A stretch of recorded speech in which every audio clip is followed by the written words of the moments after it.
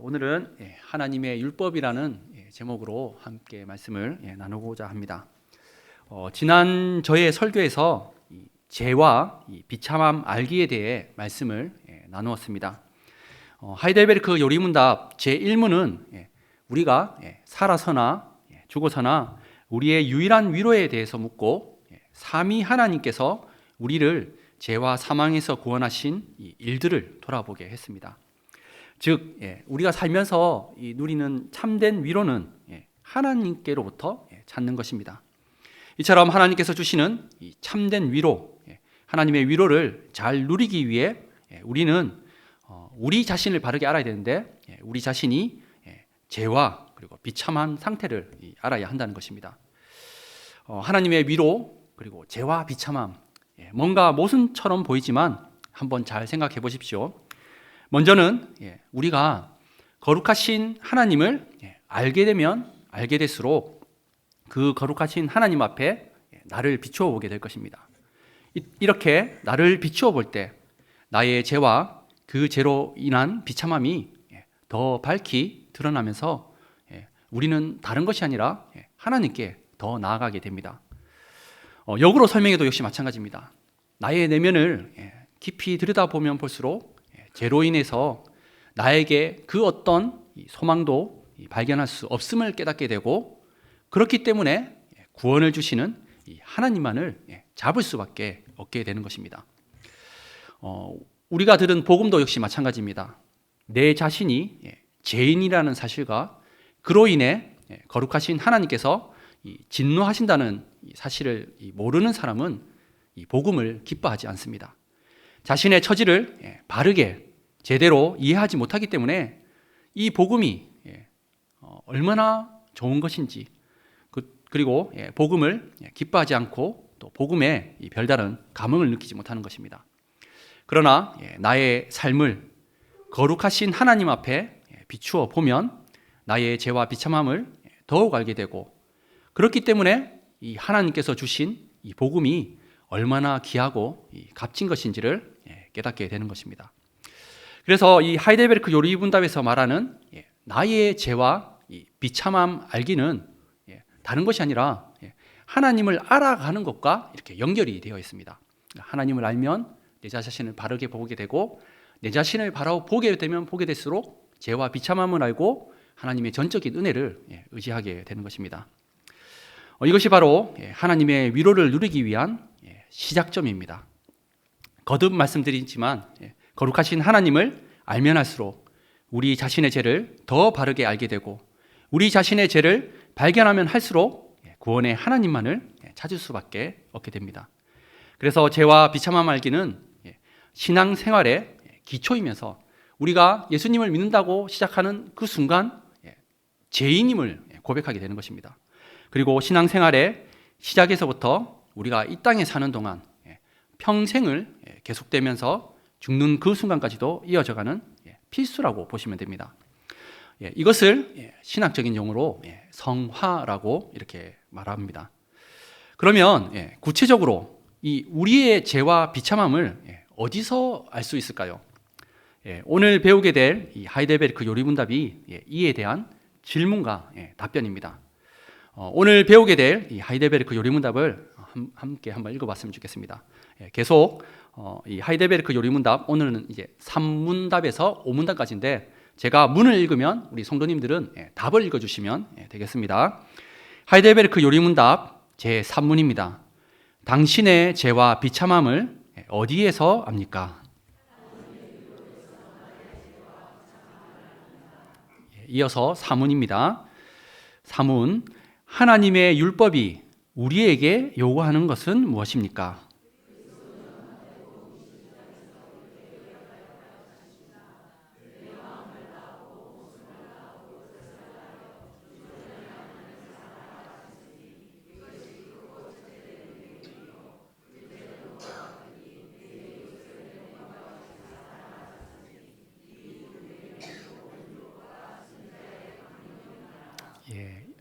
이어서 제5문입니다. 당신은 이 모든 것을 온전히 지킬 수 있습니까?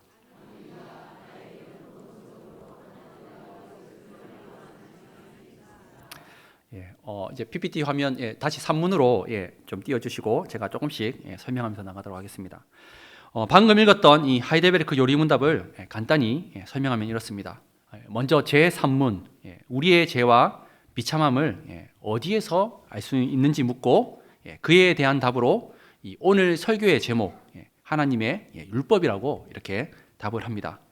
그리고 이어서 제4문에서는 사문을 보여주시면 그 율법이 우리에게 무엇을 요구하는지를 이렇게 묻습니다. 그러니까 우리의 죄와 비참함을 율법에서 알 수 있는데 그러면 그 율법이 우리에게 무엇을 요구하기에 우리의 이 죄와 비참함을 알 수 있게 되는지를 묻는 것입니다. 그리고 그에 대한 이 제4문의 답은 무엇입니까? 오늘 성경 본문 말씀을 제시합니다. 예수님께서 율법에 대해 나눈 오늘 본문 말씀으로 이렇게 답을 하는 것입니다. 이제 PPT를 닫아주시면 되겠습니다. 오늘 본문 성경 말씀을 한번 보십시오. 오늘 본문의 상황은 이렇습니다. 마태복음 22장 34절 말씀을 보시면 34절 말씀을 보시면 이스라엘의 종교 지도자들이 예수님을 계속 공격하는 이 모습을 볼 수가 있습니다. 34절 이 앞 단락에서는 먼저 이 유대 종교 지도자 이 사두개인들이 나옵니다. 이 사두개인들과 예수님 사이에 부활 논쟁이 있었고 이어서 오늘 본문 이어지는 34절 말씀부터 다른 유대 종교 지도자 이 바리새인들이 나타납니다. 그리고 35절 말씀을 보시면 이 35절 말씀처럼 바리새인의 한 율법사, 그러니까 율법을 가르치는 자겠죠. 그리고 율법에 능통한 자겠죠. 이 율법사가 예수님을 시험하여 질문을 던집니다. 그런데 이 시험은 긍정적인 것이 아니라 적대적인 것으로 만약 예수님께서 자칫 부주의하게 대답이라도 하게 되면 많은 사람들로부터 이렇게 비난받게 하기 위한 목적인 것입니다. 마태복음 22장 36절은 예수님을 넘어뜨리기 위한 이 한 율법사의 질문입니다. 마태복음 22장 36절 말씀을 제가 한번 읽어드리도록 하겠습니다. 선생님, 율법 중에서 어느 계명이 크니까? 이것은 여러 율법들 가운데 어떤 계명이 가장 중요한지를 묻는 질문입니다. 여기서 이 율법에 대해 조금 설명하고 우리가 좀 정의를 내리면 좋겠습니다. 먼저 이 흔히 우리가 구약하면 전체적으로 봐도 율법이 맞긴 하지만 조금 구체적으로 들어가서 살펴보면 이 율법을 히브리어로 토라라고 이렇게 얘기합니다. 그래서 유대인들에게 이 토라가 무엇인지를 물으면 우리 성경의 제일 처음 5권 모세오경을 가리킵니다. 모세오경은 성경의 처음 5권으로 창세기, 출애굽기, 레위기, 민수기, 신명기를 말합니다. 이 5권을 모세가 기록했다고 해서 모세의 5경전, 모세오경이라고 합니다. 물론 이 구약 성경 전체를 율법으로 보기도 하지만 구체적으로 좀 꼬집어서 말한다면 이 유대인들, 특히 유대인들에게 모세오경을 율법, 이렇게 토라라고 이렇게 말합니다. 그런데 이 모세오경 중에서 이 율법의 핵심되는 책 또 한 권을 더 꼬집어서 얘기한다면 이 모세오경의 오경 중에서 가장 가운데 있는 책, 이 레위기를 이 이스라엘 유대인들은 율법이라고 말합니다. 그러니까 이 레위기는 하나님께서 이스라엘 제사장 가문인 이 레위인들에게 준 법조문인데 이 성경책 레위기를 율법의 핵심 딱 한 권으로 꽂으면 이렇게 레위기가 됩니다. 레위기 1장 1절 말씀을 보시면 이렇게 시작합니다. 여호와께서 회막에서, 그러니까 이제 출애굽해서 광야 이제 시내산에 도착해서 하나님께서 성막을 지으라는데 그 회막에서 모세를 부르시고 그에게 말씀하여 이르시되라고 이렇게 시작합니다. 이처럼 레위기는 사람이 만든 법이 아닙니다. 천지를 창조하시고 우리를 구원하신 그 하나님께서 주신 법입니다. 이 레위기를 중심으로 이 모세오경의 구조를 설명할 수가 있습니다. 이 레위기 법, 창조주이시며 구원주이신 이 하나님, 이 레위기 법을 주신 분이 누구인가? 이것을 답하는 성경이 바로 창세기입니다.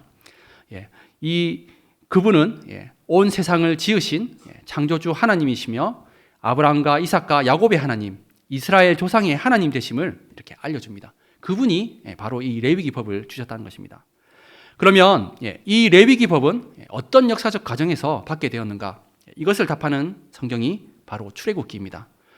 이스라엘의 조상 요셉을 통해서 애굽에 들어가게 된 이스라엘 백성들은 후에 이집트의 노예가 되고 애굽 왕 바로의 악한 정책으로 인해서 히브리 남자아이는 태어나자마자 다 죽이라는 이 명령으로 이스라엘은 없어질 민족이 됩니다. 그때 전능하신 하나님께서 이 이스라엘의 기도를 들으시고 이집트의 10가지 재앙과 또 홍해를 건너는 기적으로 이스라엘을 구원해 주시고 또 지도자 모세를 통해서 이 시내산에서 언약을 맺습니다. 시내산 언약의 핵심은 출애굽기 19장 5절에서 6절 말씀입니다. 지금 이 말씀이 이렇게 보이는데 함께 한번 읽어보도록 하겠습니다. 함께 읽겠습니다. 세계가 다 내게 속하였나니 너희가 내 말을 잘 듣고 내 언약을 지키면 너희는 모든 민족 중에서 내 소유가 되겠고 너희가 내게 대하여 제사장 나라가 되며 거룩한 백성이 되리라. 너는 이 말을 이스라엘 자손에게 전할지니라. 이 말씀은 하나님께서 구원하시고 시내산에서 이스라엘 백성과 언약을 맺는데 다른 것이 아니라 이 사명을 주시는 것입니다.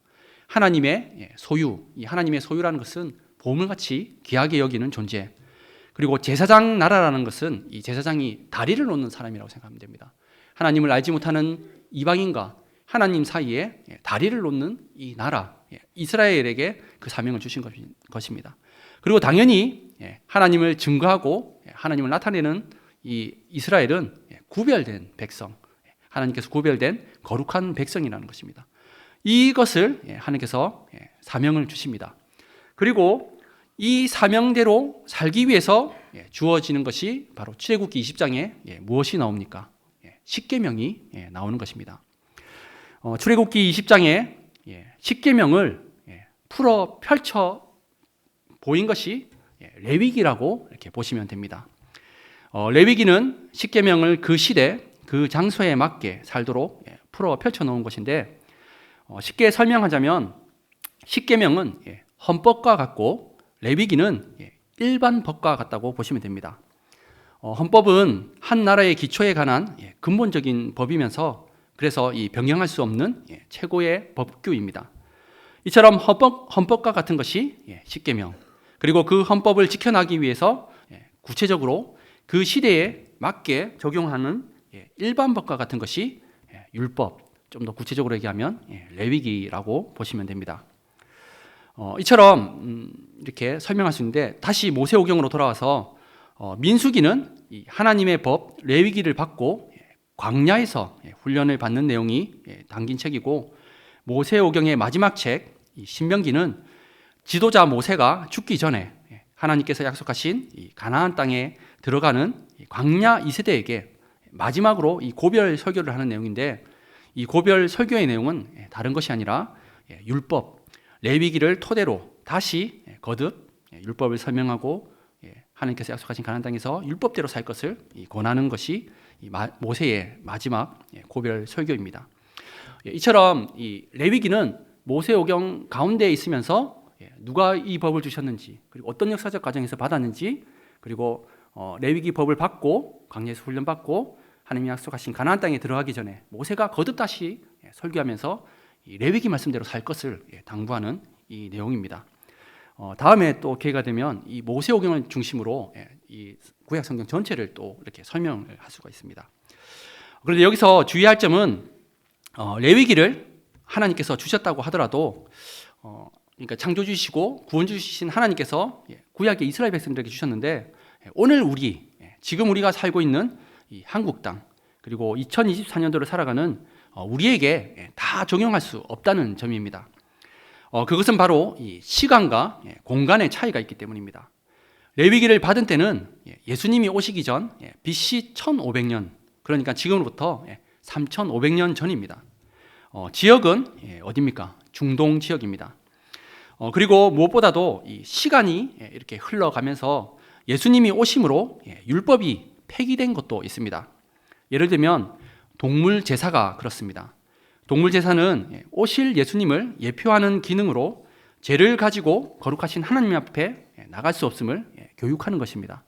그래서 오실 예수님을 더 바라보게 하는 것이 동물 제사 제도의 구약의 동물 제사 제도의 역할이었습니다. 그러나 신약 시대는 어떻습니까? 예수님이 오신 이 신약 시대부터는 제사를 드리지 않습니다. 왜냐하면 예수님께서 자신의 몸을 십자가에 내어 주심으로써 단번에 제사를 드렸기 때문입니다. 하지만 그렇다고 이 율법, 예비기를 다 필요 없는 것처럼 또 이렇게 폐기하는 것도 성경적이지 않습니다. 레위기를 압축하면 시내산에서 모세를 통하여 직접 돌판에 새겨주신 십계명이 된다고 했습니다. 십계명은 오늘날 우리에게도 그 원리가 적용되고 있으며 가르치고 있습니다. 지금까지 이 말씀을 드린 율법을 정리하면 이렇습니다. 이 이스라엘 백성들에게, 이스라엘 사람들에게 율법을 이렇게 물으면 히브리어로 토라라고 하는데 구체적으로 모세오경을 말합니다. 그리고 율법을 성경책 한 권으로 더 꼬집어서 얘기한다면 레위기가 됩니다. 그리고 이 레위기 율법을 더 압축하면 십계명이 되고, 예수님은 이것을 더 압축해서 오늘 본문 말씀처럼 하나님 사랑과 이웃 사랑이라고 이렇게 얘기했습니다. 역으로 설명을 해드린다면 하나님은 죄로 깨어진 이 세상 가운데 하나님을 사랑하고 이웃을 사랑하기 위해서 구약의 이스라엘 백성들을 선택하셔서 사명을 주시고 먼저 십계명을 주셨습니다. 그리고 이 십계명을 구약 시대에 풀어 펼쳐서 지키도록 준 것이 레위기, 즉 이 율법입니다. 오늘 본문 말씀은 이 바리새인들이 예수님을 넘어뜨리기 위한 질문으로 시작하지만, 예수님은 하나님 아버지께서 율법을 주신 목적이 무엇인지 정확히 알고 십계명을 더 압축해서 이렇게 설명을 하는 본문입니다. 바로 37절 말씀, 37절 말씀에서 주 너의 하나님을 사랑하는 것과, 그리고 39절 말씀에서 내 이웃을 내 자신같이 사랑하는 것으로 이렇게 더 압축하고 요약해서 말씀합니다. 그래서 율법하면 하나님을 사랑하고 이웃을 사랑하는 것이라구나, 이렇게 생각하시면 되겠습니다. 하이델베르크 요리문답 제3문은 하나님의 율법이 우리에게 무엇을 요구하는지 물었습니다. 답이 오늘 본문 말씀인데, 그것은 하나님을 사랑하고 이웃을 사랑하는 것이라고 예수님께서 대답하셨습니다. 구약의 율법을 한번 잘 살펴보십시오. 그러면 그 시대에, 그 장소에 가장 선한 법임을 알 수 있습니다. 예를 들어 그 시대에는, 이 구약 시대에는 노예가 있지 않았습니까? 근데 그 노예를 잘 보면 그 시대의 노예는 그저 말할 수 없는, 말할 수 있는 동물에 불과합니다. 다른 이방 나라의 노예는 심이라고는 찾아볼 수가 없습니다. 그런데 하나님의 말씀, 구약의 율법을 보면 노예도 일주일 중 안식일에는 쉬라고 명령을 합니다.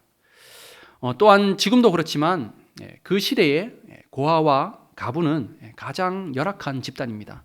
그런데 하나님이 주신 법, 율법에는 그들을 돌아보라고 이렇게 말씀하고 있습니다.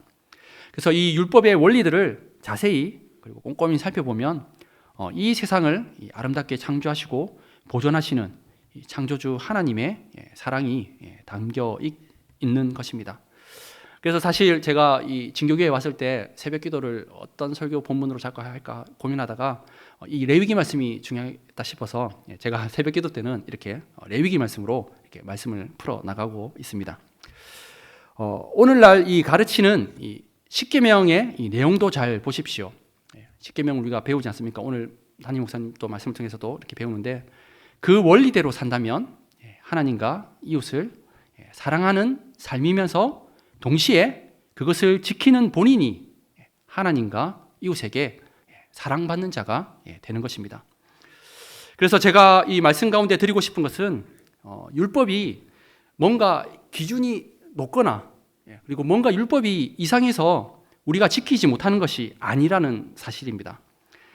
사실 우리 일반 법도 마찬가지지만 이 법이라는 것을 보면 최저의 기준을 제시합니다. 높은 기준이 아니라 당연히 해야 할 것들을 최저 기준으로 잡고 안 지키면 벌을 내리는 것입니다. 그런데 뭔가 문제가 있기는 있는 것 같습니다. 제가 예전 교회에서 중고등부 학생들에게 십계명을 가르쳐 보기도 했습니다. 십계명을 가르쳤는데 가르침을 받는 학생들도 그리고 심지어 가르치는 저도 정말 이 십계명을 지키기가 어렵습니다. 그러면 이 예수님께서 말씀하셨던 것처럼 하나님을 사랑하고 이웃을 사랑하라는 이 율법이 문제가 있는 것이겠습니까? 당연히 아닙니다. 그러면 뭐가 문제이겠습니까? 그것은 바로 죄된 본성을 가진 내 자신이 문제가 있는 것입니다. 그래서 오늘 이 하이델베르크 요리문답 제5문에서는 이렇게 물었습니다. 하이델베르크 5문을 한번 보여주십시오. 우리는 이 모든 것, 여기서 이 모든 것은 하나님 사랑을 하는 것, 이웃을 사랑하는 것을 얘기하는 것이고, 그것을 완전하게 지킬 수 있습니까? 라고 묻고 이에 대한 답으로 절대로 지킬 수 없습니다. 나는 본성적으로 하나님과 나의 이웃을 미워하는 성향이 있기 때문입니다. 라고 이렇게 답을 합니다. 다시 거듭 말씀을 드리지만 율법에 하나님께서 주신 율법에 문제가 있는 것이 아니라 내 안에 있는 죄된 본성이 있다는 것을 발견하게 됩니다. 그래서 앞서 이 하이델베르크 요리문답 제3문은 하나님을 사랑하고 이웃을 사랑을 요구하는 이 하나님의 선한 율법 앞에 우리는 우리의 죄와 비참함을 알게 된다고 말씀하는 것입니다. 그러면 한 가지만 더 질문을 좀 던지도록 하겠습니다. 하나님께서 우리의 죄를 아시고 우리의 죄된 이 비참한 상태를 아시는데 그래서 율법을 지키기가 어려운데 그냥 이렇게 내버려 두셨을까요? 당연히 그렇지 않습니다. 마태복음 5장에서 7장까지를 우리는 흔히 산상수훈이라고 합니다. 예수님께서 산 위에서 가르쳐 주신 교훈이라는 뜻입니다. 예수님께서도 하나님이시기에 율법을 주신 분입니다. 예수님께서 이 산상수훈 가운데 율법의 이 기본, 이 원리, 의미들을 설명해 주신 부분이 있습니다. 마태복음 5장 21절 말씀을 보시면 마태복음 5장 21절 말씀을 보시면 10계명 중 제6계명 살인하지 말라가 나옵니다. 이것을 예수님은 어떻게 설명하시냐면 22절 말씀에서 라가 미련한 놈이라고 이렇게 욕하는 그 자가 이미 마음으로 사람을 미워하기 때문에 살인한 자와 같다고 해석을 하고 살인과 같은 하나님의 심판을 받는다고 말씀하고 있습니다. 그리고 마태복음 5장 27절 말씀을 보시면 10계명 중 제7계명 간음하지 말라라는 이 말씀이 나옵니다. 이 계명에 대해서 예수님은 28절에서 해석하시기를 음욕을 품고 여자를 보는 자마다 이미 마음으로 간음했다고 말씀하면서 역시 동일하게 하나님의 심판 말씀을 얘기합니다. 이 말씀을 접한 인도의 성인 마하트마 간디는 이 산상수훈, 예수님의 이 가르침을 보고 놀라워합니다. 어떻게 이렇게 높은 수준의 삶을 사람이 지킬 수 있느냐라는 것입니다. 사람이 도저히 지킬 수 없다는 뜻이기도 합니다. 이에 대해서 마틴 로이드 존스 목사님은 이 마하트마 간디가 한 말이 맞다라고 이렇게 설명을 합니다. 하나님을 믿지 않는 세상 사람들은 이 예수님께서 말씀하신 산상수훈의 가르침을 지킬 수 없다는 것이 맞다고 합니다. 산상수훈에 나오는 라가 미련한 놈 이렇게 욕하는 자가 살인하는 자, 음욕을 품고 여자를 보는 자마다 이미 간음한 자라고 이야기하는 이 예수님의 가르침에 대해서 하나님을 믿지 않는 자들은 지킬 수 없는 것이 맞다라고 말합니다. 그러면 하나님께서 아무도 지킬 수 없는 법을 주신 것일까요? 아닙니다. 마틴 로이드 존스 목사님은 율법에 나와 있는 이 기본 정신, 원리를 우리 자신은 지킬 수 없고 우리 안에 계신 성령 하나님 그리고 하나님께서 허락하신 은혜의 방편들, 그러니까 우리가 예배드리는 삶, 성례드리고 말씀과 기도의 삶을 사는 가운데 하나님을 믿는 성도들만이 지킬 수 있다라고 설명을 합니다. 사실 산상수훈은 안 믿는 자들에게 요구하고 가르치는 예수님의 말씀이 아니라 하나님을 믿는 자들에게 주어진 예수님의 가르침입니다. 다르게 표현한다면 예수 그리스도를 주라고 신하며 성령 하나님의 충만함과 하나님이 허락하신 이 은혜의 방편들 안에서 살아가는 이 성도가 지켜나갈 수 있는 것입니다. 성령 하나님과 은혜의 방편들이 없는 세상 사람들은 이 하나님의 말씀을 지킬 수 없는 것입니다. 오늘 말씀 마태복음 22장 38절 말씀을 보면 주 너의 하나님을 사랑하라. 이것이 크고 첫째 되는 계명이라고 합니다. 그러니까 하나님을 사랑하는 것과 이웃을 사랑하는 것이 율법인데 이 가운데 무엇이 우선시 된다고요? 가장 먼저 우선시 되는 것은 첫째가 하나님을 사랑하는 것입니다. 하나님을 사랑한다는 것은 다른 것이 아닙니다. 예수 그리스도를 주라고 시인하는 자, 성령 하나님께서 함께 하시는 자입니다. 또한 그러한 자가 이어서 어떻게 해요? 39절에 둘째 계명, 내 이웃을 내 자신같이 사랑하라. 이것을 지킬 수 있다는 것입니다. 그러니까 하나님을 알지 못하고 하나님을 믿지 않는 자, 하나님을 사랑하지 않는 자가 하나님이 원하시고 요구하시는 이웃 사랑을 지킬 수 없다는 말씀입니다. 그래서 오늘 말씀을 보면 이 첫째 되는 계명, 하나님을 사랑하는 자가 그 하나님의 인도하심을 따라서 둘째 계명, 내 이웃을 내 자신같이 사랑할 수 있다는 말씀입니다. 그 마음에 성령 하나님께서 함께 하시며 또한 하나님께서 허락하신 이 은혜의 방편들을 가운데 살아가는 자가 이 하나님의 은혜 가운데서 지켜나갈 수 있다는 것입니다. 그런데 39절 말씀을 다시 한번 보시면 수식어가 하나가 더 있습니다. 바로 그와 같으니라는 이 말씀입니다. 그러니까 이 첫째 계명과 둘째 계명에는 같은 것이 있다는 말씀입니다. 그것은 먼저 우리가 생각할 수 있는 것은 하나님과 이웃을 이 대상으로 하는 우리의 마음 상태가 사랑이라는 이 본질이 같다는 것을 먼저는 뜻하는 것이기도 하고, 또 한편으로는 이 그와 같다는 것을 표현할 때 이건 정말 좀 신중한 말씀인데, 하나님을 사랑한다면서도 이웃을 사랑하지 않는 모습을 보인다면 그것은 이상하다, 잘못되었다는 것입니다. 더 무섭게 말씀을 드린다면 이웃을 사랑하지 않는 자는 하나님을 사랑하지 않는, 그러니까 예수님이었고 성령 하나님이 없는 자라고까지 설명할 수 있다는 것입니다. 하나님을 사랑하는 자는 반드시 그와 같이 이웃을 사랑하는 데까지 나아가야 한다고 말하는 것입니다. 오늘 말씀의 결론입니다. 오늘은 율법에 대해 말씀을 나누었습니다. 성경에 기록된 하나님의 율법을 잘 살펴보시고 한번 읽어보십시오. 그러면 그 안에 선하신 하나님 아버지의 창조와 다스림이 담겨져 있습니다.